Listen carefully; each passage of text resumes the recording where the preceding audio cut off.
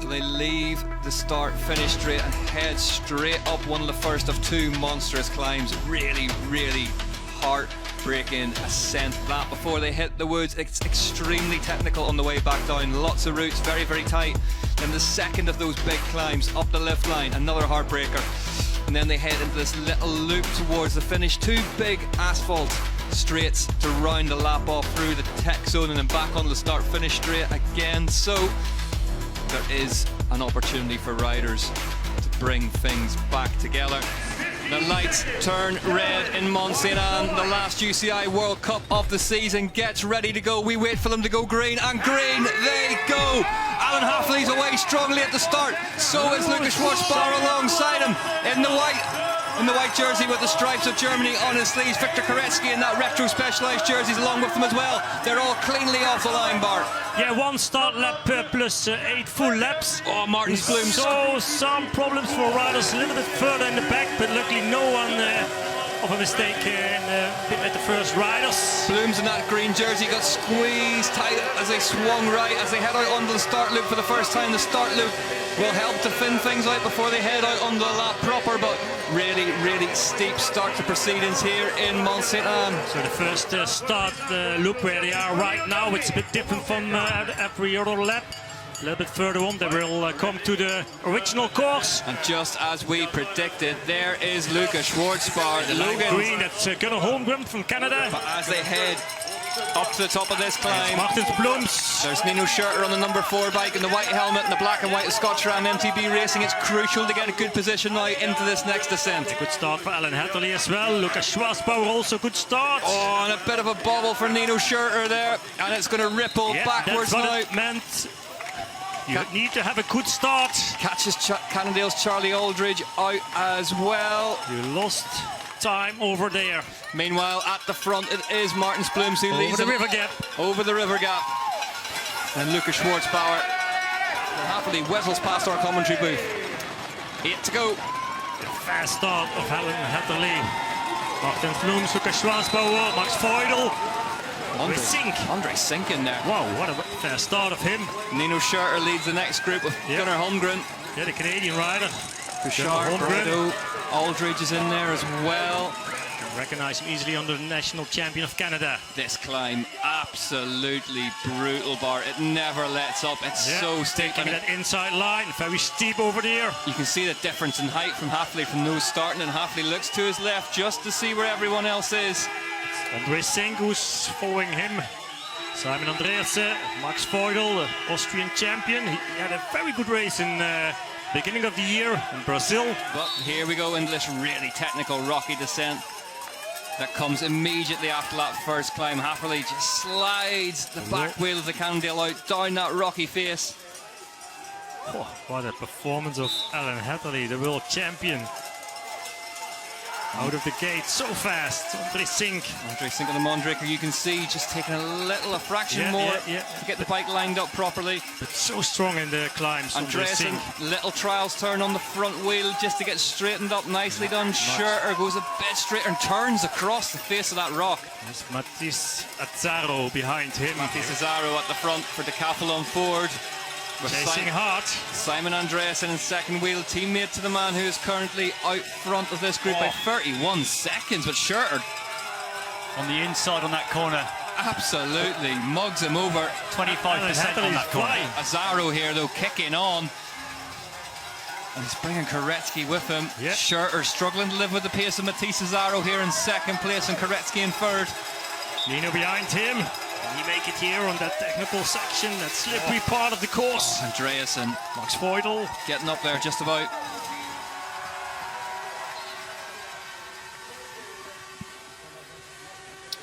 Alan Halfley leads the way in the fastest lap time so far, unsurprisingly on the first lap, 20.65 kilometers an hour.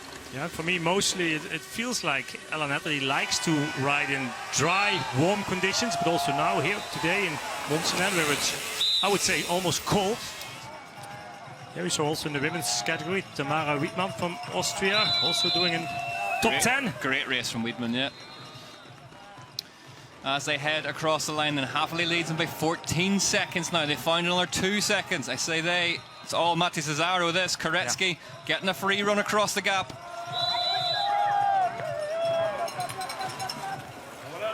Tactically, Victor Koretsky very strong, not doing any work right now, just drafting behind Matti Cesaro. Help him. Relatively speaking. He's still pedaling quite hard, but I know what you mean. And we saw then Nino looking for a bit of help off Simon Andreasen, but with his teammate up in front, he was definitely not going to come past and help out. No danger, Nino. Matthias Flicker is closing the gap to that chasing group. But I think it's also not his course for Sam Gaze. Maybe a little bit too steep. Yeah. I think he's riding still with the rigid seat post. I think the only on a rider course I've like seen- this. With the strain that low on the Whoop Live, it is telling. Yeah, if you blew up, you have to pay the price for it. There's no recovery right this here. Chasing group, which is quite big, is coming closer to these two chasers, Cesaro and Victor Koretsky. I'm going to go full tinfoil helmet now. Yeah. Is there any possibility that Victor Koretsky knows that for him to take the title, it's going to have to be disaster in one form or another for Alan Hafferley, and then that would leave him racing Matti Cesaro? I mean, if he absolutely puts himself in the hole to get to the front of this race, he's still going to need this man on screen now to finish outside the top 47, so maybe he's not in a bad position. Simone Avendetto in 11th, then it's Joshua DeBow in 12th from the front row. Then Filippo Fontana in 13th, actually great ride from the Italian. Look at Hafferley. He's just efficiently getting this done. No frills. Here's Cesaro by himself. Where is Koretsky? Victor Koretsky. Is he in front of him? Yeah, he's broken away from Koretsky, so something may have happened to Victor Koretsky here. Matti Cesaro all of a sudden in second place by himself. Koretsky further back now. There he is, just coming into shot now. So we'll see any mud anywhere. Has he been down somewhere, or was it maybe just did he just slide out on one of the climbs and have to dab a foot somewhere? It would be enough at this kind of pace. It doesn't look like a flat tyre. Sometimes a little bit of a small mistake, put out down on the ground. Yeah, he looks cost clean. time. He looks clean. Like Oh, Sam Gaze has been down in the rocks. Just shakes his that wrist. hand out. Hoping that's not a wrist done. Pops the glasses up on top of the helmet. And that might be all we see as Sam Gaze in 2024, walking the bike down through the rock section and falls to add insult to injury. Not going to help you around here, but one man who doesn't need any help at the minute, Alan Hafferley. But there's Matti Cesaro, and the gap is now 14 seconds. We've got a bike race on our hands. Cesaro for Decathlon Ford.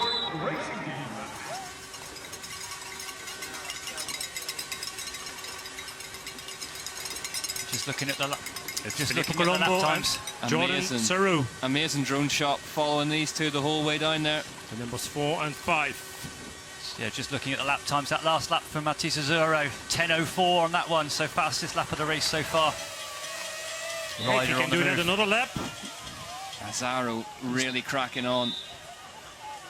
Now it's the world champion who's leading the race. Here we go, Cesaro's not far behind him, so 3 laps to go. Hafferley crosses the line. Matti Cesaro crosses the line, and the gap is now 5 seconds. And the pace of Matti Cesaro is a little bit higher. Yeah, weird. There he is. You can see the yellow plate on Alan Hafferley's bike, meaning that Cannondale Factory Racing lead the way in the elite men's team overall rankings. That a win today would do them absolutely no harm. That one, only 71 points between them and Specialized Factory Racing. Look at Matti Cesaro. There they are, though. They are together finally in one shot. Alan Hafferley and Matti Cesaro first and second in the race. Then there were 2 at the front in Mont Saint Anne on lap 6 out of 8. Koretsky long gone from vision on this shot. And Cesaro can learn from Alan Hafferley. If he's taking different lines, if he's faster in the descent. Hafferley's attacking now, just squeezing him. Yeah, still. Aldridge 55 seconds back now, and he's caught Victor Koretsky. This group now contains Victor Koretsky and Charlie Aldridge leading the way. Again, Saru coming on strong at the top of that climb, but it's Colombo in second wheel. as they turn into the multi-line section. A similar situation that we saw in Nevemesto when Koretsky was dropped by. Get the steer. There is a bit of a gap now. Hafferly has attacked again. Azzaro at the top of that climb. What a race. Well, Hafferly. It's been an absolute clinic from Alan Hafferly so far, and he's trying to dispatch of Matisse Azzaro here. Stands on the pedals, goes again. You're right, Bart, reminiscent of another former occupant of that jersey, Nino Schurter. Not that much in between these two. Been an absolutely enthralling Mont-Saint-Anne all day long. You haven't been able to take your eyes off it. 13 seconds. Big rides up and down. It's moving away from Matisse Azzaro, though. One more lap if you cross the line. Here we go. Alan Hafferly on to the last lap of what has been an absolutely unreal 2024. This is it, one lap between him and becoming the first elite male South African to win a UCI Cross Country World Cup overall title. Behind him, I can tell you, Matisse Azzaro is getting a move on again. 14 seconds, he's taken 2 seconds out of him. And that's technical part. Yeah, an impressive ride from the start on. Hafferly, Azzaro, Aldridge, 1, 2, 3 at the minute, then Koretsky. Fight for the third place. Charlie Aldridge, another Cannondale rider. He's in third place. Now we have Victor Koretsky Specialized. And Simon Avendetto's now moved past Filippo Colombo as well in that fight for 5th. Here they go into the rock section for the last time. Aldridge, then Koretsky, then Avendetto.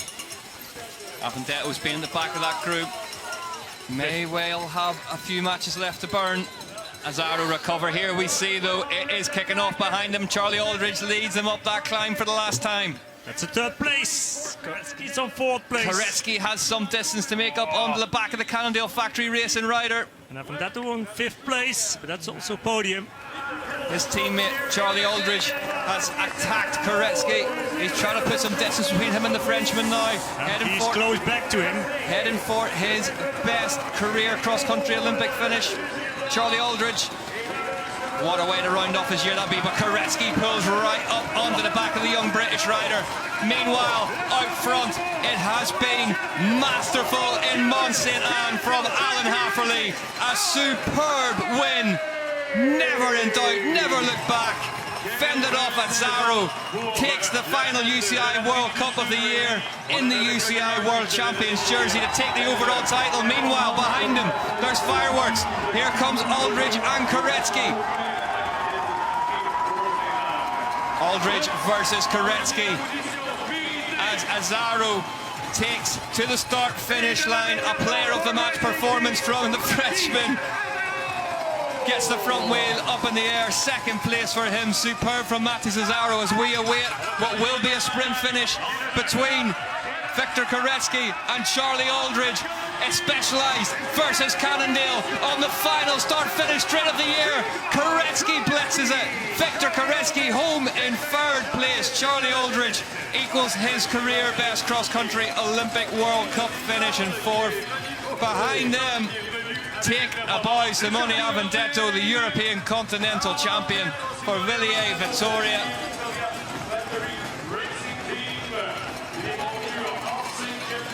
Yeah, no, I mean, the overall was obviously one objective for today, and the main objective for me was to win with the rainbow jersey. I mean, you know, it's one thing to win the World Championships, but I wanted to win a World Cup as well again this year just to finish off.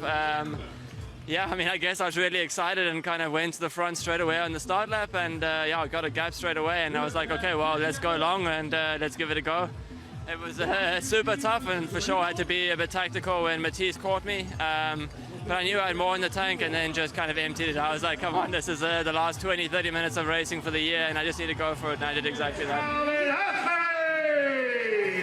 But there was no answering what this man was capable of. Alan Hafferly. Putting it to the grind today, hurting everybody in this race. It is Alan Hafferly! was absolutely untouchable today. Aldridge et Avondetto completant le podium, completing the podium. Congratulations, gentlemen. Happily takes the win and the UCI World Cup overall title in the process. His second of the season after 30 seconds ended up being the difference between him and Matti Cesaro. Then it was Koretsky, Aldridge, Avondetto, Saru, Colombo, Schurter, Andreasen and Guarini, the top 10. 2 minutes 51, about the biggest spread as we've had this season. Alan Hafferley took it to the final day of the season, but won it in some style. What we call a chef-d'oeuvre here in French Canada, a masterpiece for the South African. It is Alan Hafferley. Absolutely superb in Monson, and Alan Hafferley has been superb all season long. Together on the top spot. Here are those cross-country Olympic UCI World Cup standings in Hafferley, Koretsky, Colombo, Schurter, Flukiger, your top 5 in the world in 2024. Koretsky getting up into second after that ride, then Schwartzbar, Brado, Saru, Andreasen, Blevins in the top 10.